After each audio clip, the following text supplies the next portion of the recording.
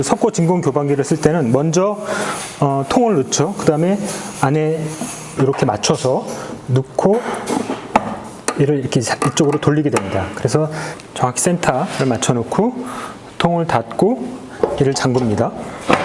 그 다음에 이거는 거의 건드리실 필요가 없을 것 같아요. 제가 보통 2분 30초 정도로 맞춰 놓으니까요. 이쪽이 그 공기가 유입되는 것인데 얘를 반드시 닫아줘야 진공이 되겠죠.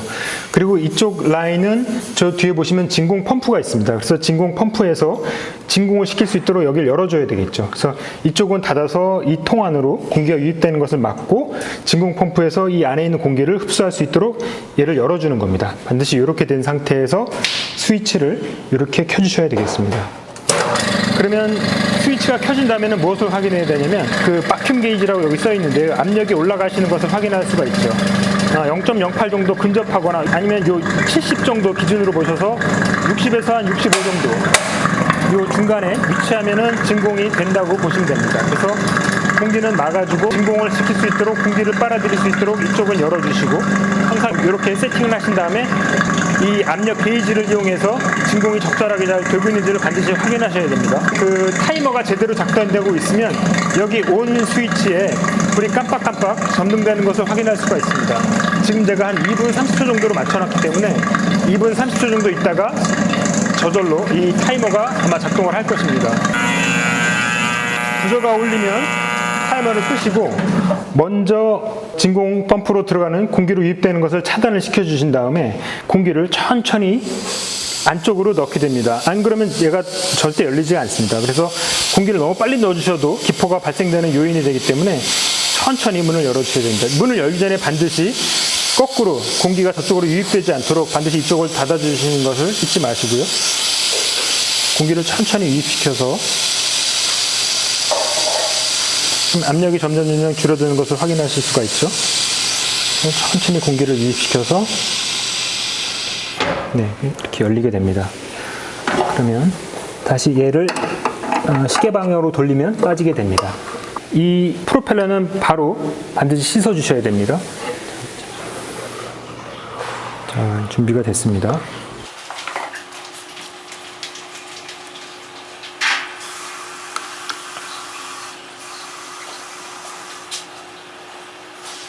그리고 혹시 중간에 뭐 기포가 들어갈지 모르니까 이런 것을 이용해서 어느 정도 이렇게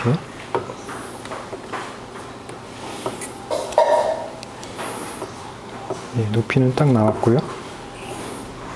자, 석고 작업에서 가장 중요한 것 중에 하나가 타이밍이라고 말씀드렸는데요. 특히 이 포맥스로 프로파일을 만들어서 이걸 가지고 직접 깎을 때 가장 중요한 것이 바로 타이밍입니다. 그래서 이 윗면에 석고가 지금 윤기가 나는지 혹은 윤기가 없어졌는지 손가락으로 눌렀을 때 어느 정도 약간 푹신한 느낌이 들어가는지 뭐 그런 느낌들을 계속 확인하시면서 주변을 떠나지 마시고 계속 이 석고의 컨디션을 확인하셔야 됩니다.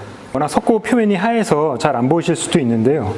아까 보시면 굉장히 윤기가 나고 촉촉하게 느껴졌던 그런 표면이 지금은 윤기가 없어지고 굉장히 매트한 표면으로 바뀌었죠. 그래서 손가락을 살짝 눌러보시면 이렇게 살짝 들어가는 것을 확인하실 수가 있습니다. 이렇게 보시면 지금 띄면 필름에 다 묻어납니다. 그래서 아마 필름에 묻어나는 것이 더 많아서 지금 띄고 나면 실제로 남는 석고 양은 아마 이 정도밖에 안 될 겁니다. 그래서 조금만 더 기다려 보도록 하겠습니다. 지금 살짝 눌러보면 이렇게 함몰이 되는 걸 보실 수가 있는데요. 아직도 지금 제거하기는 조금 이릅니다. 빨리 떼면 빨리 뗄수록 좋은데요. 높이가 있기 때문에 너무 빨리 떼면 잘못되면 또 허물어 버릴 수가 있습니다. 그래서 조금만 더 기다려 보도록 하겠습니다. 자, 지금도 한번 다시 확인해 보겠습니다. 이렇게 약간씩 함몰되는 것을 보실 수가 있죠.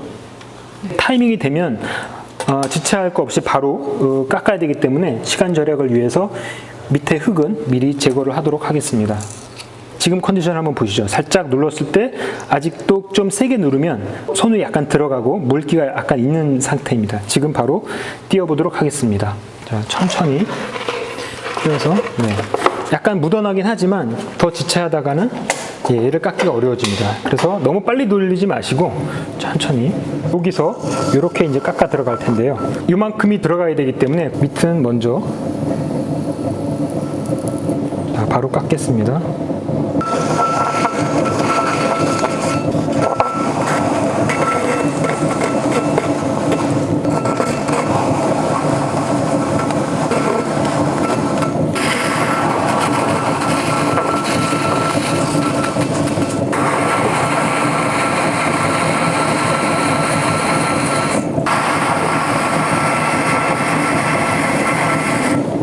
석고가 굳어감에 따라서 제가 무리하게 힘을 주면 많이 튀기 때문에 이 정도로 프로파일로 깎는 것은 여기서 마무리를 하고, 이제는 제형 칼을 이용해서 마무리를 해보도록 하겠습니다.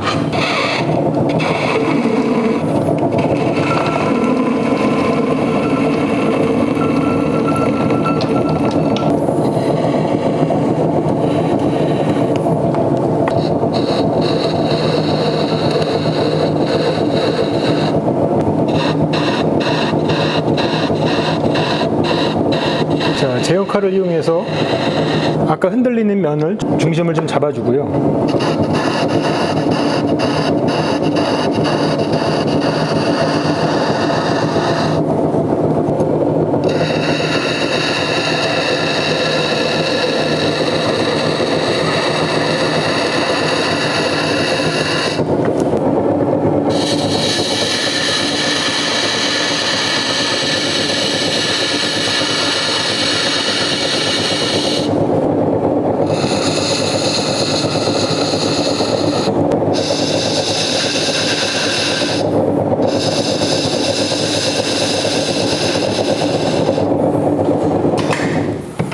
한번 확인을 해보도록 할게요.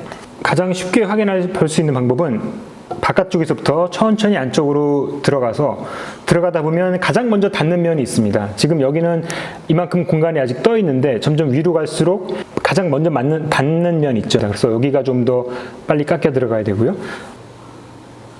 아직 양쪽으로 한 1cm 정도 더 깎여 들어가야 되겠네요. 그걸 기준으로 한번 깎아 보도록 하겠습니다.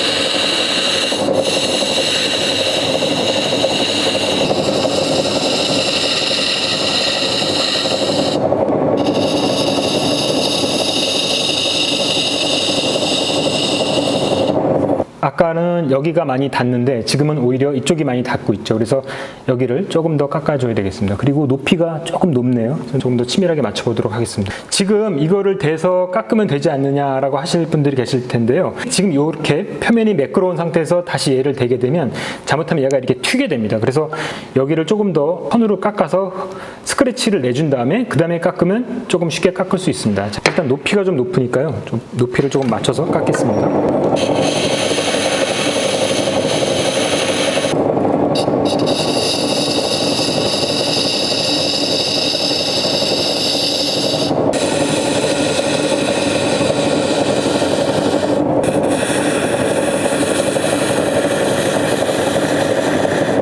처음에 원했던 그 원형의 쉐입하고 어느 정도 맞아 들어가고 있습니다.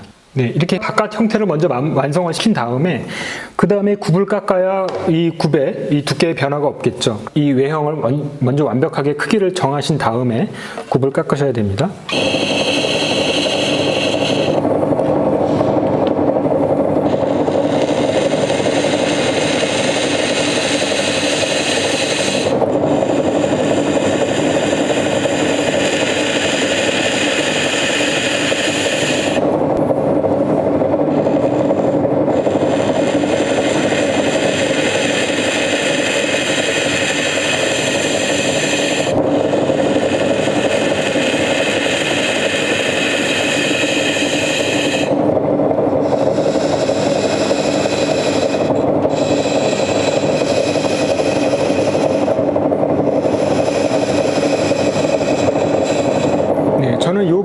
얇게 하는 스타일인데요. 그냥 평소에 제가 하던 스타일로 그렇게 한번 마무리를 해봤습니다. 네, 어느 정도 형태가 완성이 됐습니다. 나머지 디테일한 부분은 사포로 마무리를 하면서 다시 맞춰보도록 하겠습니다. 이렇게 형태가 마무리가 됐고요. 이제 면을 사포를 이용해서 마무리를 하려고 합니다.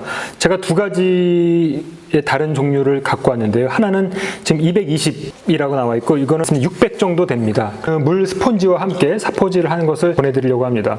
흔히 사포를 하라고 하면 이렇게 작게 해서 손 모양으로 이렇게 되는 경우가 있는데 그러면 손자국이 그대로 남기 때문에 가급적이면 이렇게 크게 이용해서 얘를 돌리고 있는 상황에서 조금 물이 튀기는 것을 감안을 해야 됩니다. 어쩔 수 없고요. 물을 어느 정도 좀 축여놓은 상태에서 전체적으로 이런 식으로 손을 대지 않고 면을 마무리를 하는 것이 중요합니다. 이런 식으로 얘의 그 사포의 텐션만을 이용해서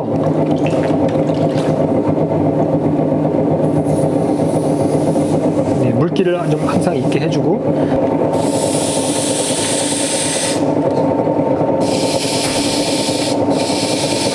제가 지금 면을 직접 손을 안 대고 있죠. 이런 식으로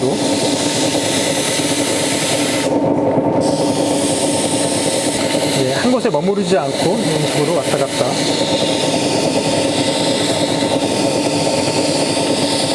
아랫부분도 마찬가지입니다. 가급적이면 손을 대지 마시고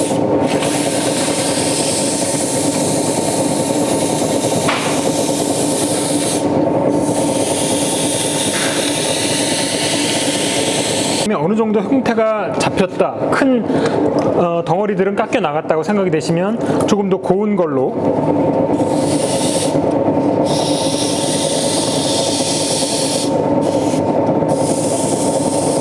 이런 텐션을 이용하면 아무래도 튀어나와 있는 형태는 좀 잡기가 쉽겠죠. 그런데 들어가 있는 형태는 잘 안 될 수가 있습니다. 이렇게 그럴 때는 가급적이면 손 대신 스폰지를 이용해서 이런 식으로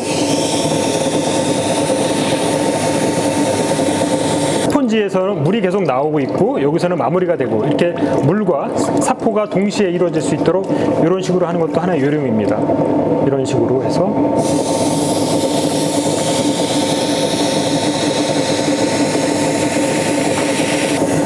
한 곳에 머무르지 말고 이렇게 계속 왔다 갔다 하는 것도 하나의 핵심입니다.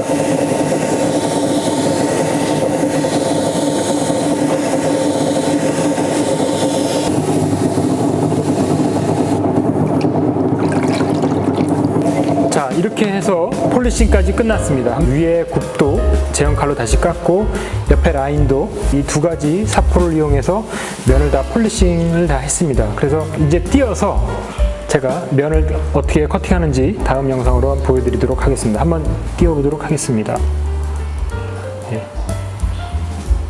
네, 이렇게 돼서 이렇게 나왔습니다.